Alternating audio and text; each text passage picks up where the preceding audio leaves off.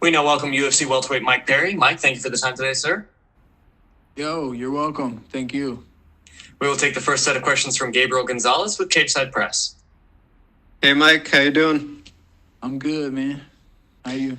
I'm good. Thanks for asking.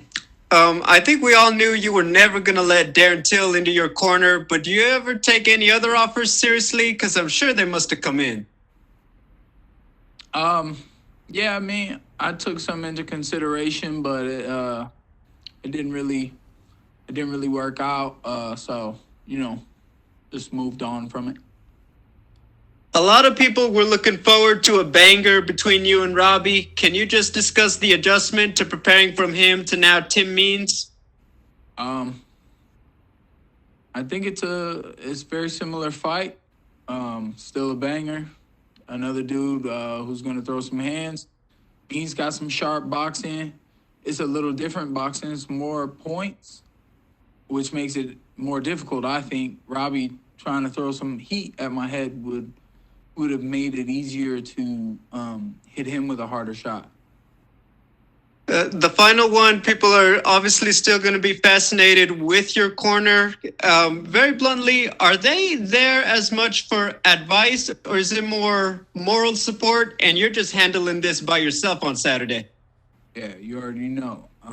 This is all me. This is what I do. Platinum martial arts. I got the love of my life. That's the most important thing to me. That's motivational and I guess moral support, and I just want those people closest to me, the people that I feel are important to me, to be the ones to deserve to sit by me, watch this,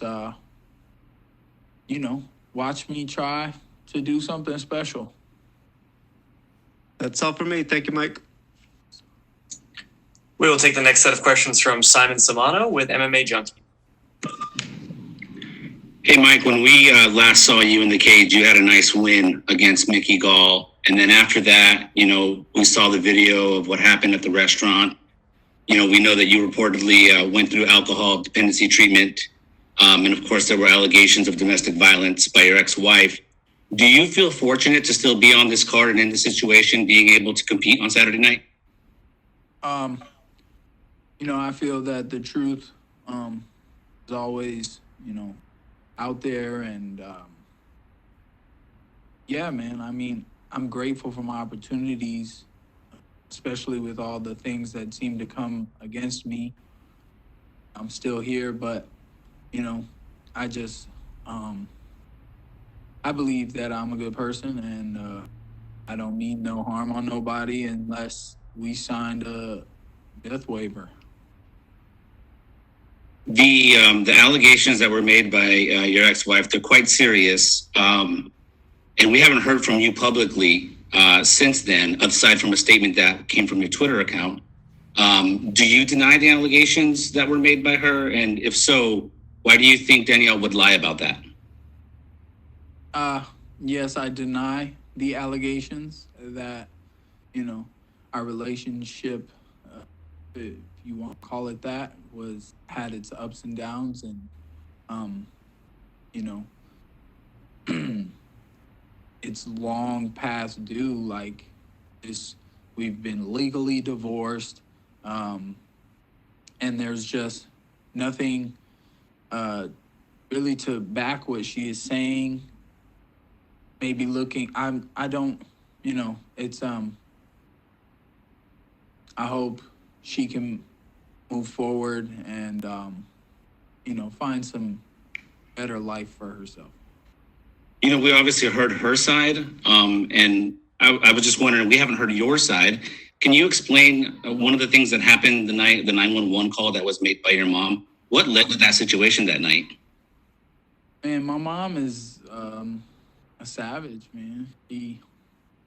She I've never disrespected my mother. That night only, and that was by revving my engine. And I drove across her grass, so she called the cops on me. Did it do anything to hear? All I did was give my mom a bunch of money for that. You know, she did that to me because she know y'all go ask her. I've never ever disrespected my mother. That was the only time ever, and it wasn't even. I just revved my engine like I do that on the regular. So my mom knows what's up. What led to that situation that night, though? Obviously, we know what Danielle claims. She said you assaulted her that night. Do you care to share what led to her being barricaded in your mom's home? I don't believe that you have that correct because I did not assault her that night. And you know, I don't believe that necessarily those allegations were made about the night that 911 call took place, because the night that took place, what happened was Danielle just went over to my mother's house, and I went over to talk to my mother to tell her to come outside and speak to me. And my mom said no. So I was like, what the heck? Like, can we have a conversation? What's going to happen? So, you know, my mom got upset with me because I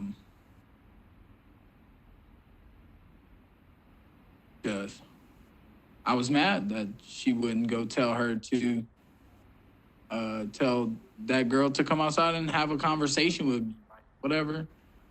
It's cool. Did it do anything to you, though, to hear your mom say that she feared for her life because you? She's always been over dramatic and acting up since, you know, her and my dad had me, because my dad was a wild dude. So she always expected, you know, something from me. And that's probably one of the reasons that I never, ever disrespected my mother, ever. I just, you know, she looked out for me all the time growing up, and I tried to look out for her since a young age. You know, my mom's a hard worker. She's been a server for a long time. I always tip my servers well because I want people to tip my mom well, you know what I mean? I got respect for my mom, especially as a martial artist. I mean, that's one thing that we do martial arts for, is like, you know, we want to say about our mom's kids that, you know, our mom raised some tough kids, or she means business. You see what I'm saying? That's what happened with the 911 call. She was like I said, the first time I've ever even looked at my mom sideways by driving across the yard, she called the cops and said she feared for her life. That's my mom. She's sorry now. She know it come out. She ain't never had nothing she said come out. Now she thinking about it. But it's all good because she was going for the jugular. You know what I mean? She was like, shoot, I'm going to get you in trouble then. So that's a mom don't play. I don't play with moms. I ain't playing. And the last thing for me, Mike, you know, we know that you're expecting your first child, and congratulations on that. Fans have come to know you as sort of this wild man. You know, we've seen things that have happened outside the octagon. How do you expect fatherhood will change you? Well, we're gonna practice with this first baby boy. You know, I guess we were just talking about this. A baby boy is a little easier. You know, it's a boy. You can be tougher on him and things like that. So, but we're gonna get our lives together a little more and a little more organized, so that, you know, we can give our son a little sister. Have to have things more put together to be a girl dad and have a daughter and things like that. So I have ideas, and, you know, I just want to make something beautiful like my baby mama. She's so beautiful. So I want to put beautiful things out into the world. I'm sure our son is going to be a handsome little devil. For sure. So, you know, just excited, man, to see where life takes us and how we're going to have fun together, all the different ways, since we're going to have kids and family. And my girl just, you know, she seemed to grow up a lot overnight. So, you know, maybe it's the mom is really coming out of her. So now she acts like my mom sometimes. Call the cops on me for sure. Y'all worry about that. Well, I appreciate you taking my questions. Thanks. Yeah, I don't care. We'll take the next set of questions from Steven Morocco with MMA Fighting. Killing this. Go. Hey, Mike, can you hear me okay? Yep. Just to follow up a little bit on what Simon was asking, where do things stand now with your mom? Have you guys reconciled? Yeah, man. My mom's good, bro. So, I'm looking forward to the holidays after this fight. Go see family, some Thanksgiving. I'm cutting this weight. You seem more calm than I can remember seeing you in terms of your demeanor and the way you're approaching the media. Is there something different about you? Did things change after you went to treatment, after you got serious with Latori, after the news of the baby? Being with Latori, I think she's so smart and how she keeps things simple and tries to stay relaxed. And, I don't know. I can see things in a lot of fighters and athletes and things like that. And I'm trying to, the way I described it was like, go by Mike Perry, things like that. But my girl calls me Michael. Trying to be more Michael these days. And, just be composed. And I believe I'll fight that way too. Is that better for you in the cage, you think? Have you experienced that yet? Or you thought about how that's going to affect the way you go after your opponents? Yeah, you saw a little bit of it in the Mickey Gall fight. I believe that I still put pressure and walk them down, but it's with the slip a shot, or I'll try to throw at the same time they throw. I try to throw that counter shot, pick off what they're going to throw.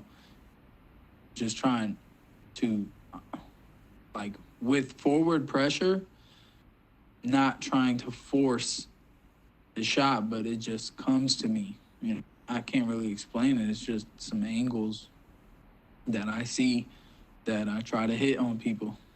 And it goes in with the whole discussion of calm, composed, poised, and being under control of the situation, how radical it gets. And then being ready for that too, that's still there, you know what I mean? That's always gonna be there inside of me. So let it out when I need to serve some energy, especially for Saturday. And can you tell us about this other corner that you have besides Latori? Yeah, my boy Matthew. He's a good guy. He just,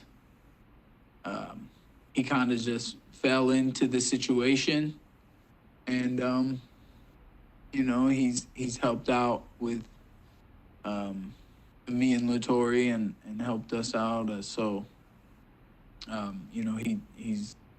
He knows my boy Alex, and me and Alex have been working to be in the corner for this weekend or whatever, and I don't know what's going on with that, but I wanted to give my buddy an opportunity, and I'm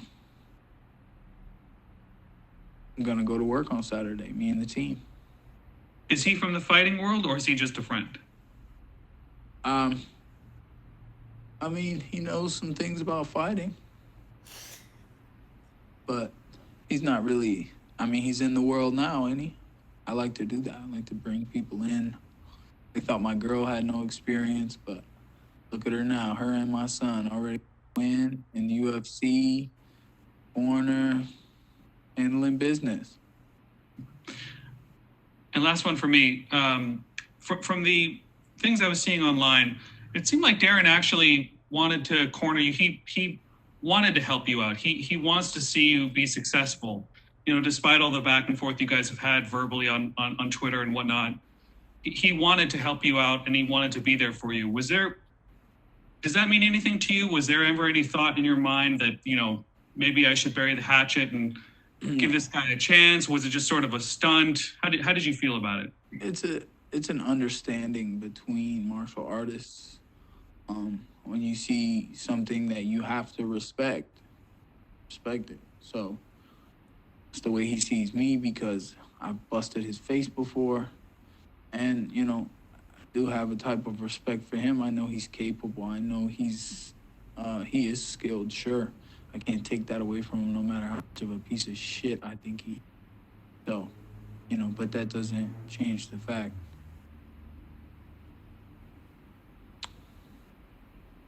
None of it matters. Thank you, Mike. We will take our last set of questions from Mike Bond with USA Today. Mike, just one for you. I know you said earlier you still had 20 pounds left to cut. How's the cut going? Are you at, where you want to be right now, or is this a little further behind than where you typically be at this point? It is what it is. I have to be on weight on Friday morning. So if I have to, over the years, I think I did it a little early because I just didn't want to have to do it last minute. But since I've gotten better,